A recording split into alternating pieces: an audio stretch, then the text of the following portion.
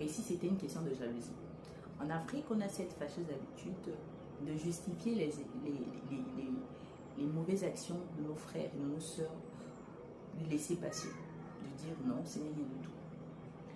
Parfois, ce frère un peu trop distant, un peu trop froid, avec des gestes subtils, peut être un adversaire redoutable. Je sais de quoi je parle. On a tendance à accepter des attitudes de nos frères et de nos sœurs en se disant que nous sommes frères de sang. Alors je ne pourrais pas couper les liens avec cette personne. Non.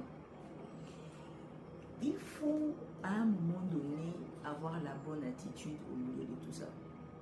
On se retrouve avec des frères, même si on refuse de l'accepter dans nos familles, nos premiers rivaux sont nos sœurs, nos frères, nos tantes, etc.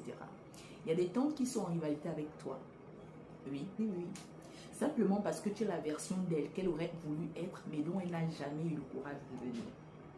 Parce que, même si on refuse de l'accepter, cette génération fait bien plus que la génération précédente. Dans cette génération, on a de l'audace, on a de l'affirmation à travers les jeunes. À un moment donné, il faut couper. Il y a des tantes qui sont en concurrence avec nous, alors qu'on ne le sait même pas.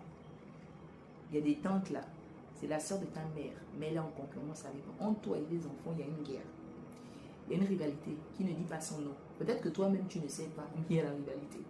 Même si tu refuses de l'accepter, c'est un rival. Elle ne va jamais arrêter.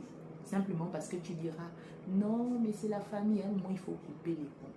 Couper les ponts avec ses frères et sœurs qui sont toxiques, qui ne te font pas du bien, qui à chaque fois, tu dois dépenser ton énergie. Je ne vais pas arrêter de dire que la famille n'est pas une question de sang seulement. Parce que les personnes qui te soutiennent parfois quand tu es dans les moments les plus bas de ta vie, ce n'est pas forcément un frère. C'est parfois même un ami, quelqu'un que tu ne connais pas, qui n'est pas de ton sang, mais qui te donne l'amour et l'affection dont tu as besoin et au moment dont tu as besoin. Dans les mariages, on se retrouve à inviter 1001 personnes, simplement parce que ces personnes font partie de notre famille, alors qu'on n'a aucun lien. Pendant que tu passais des moments les plus difficiles de ta vie, les personnes qui étaient là, c'était ces personnes-là, qui n'étaient pas du même sang que toi, mais qui t'ont accordé attention, écoute, qui t'ont soutenu, qui t'ont même apporté des provisions, même une présence spirituelle. Ça, c'est un frère. On ne choisit pas de qui on vient, mais on peut choisir avec qui on décide de marcher et de rester.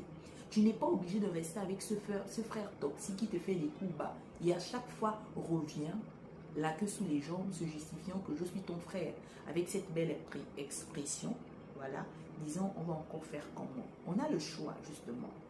On a le choix. Tu n'es pas obligé de continuer à raconter tes projets à ton frère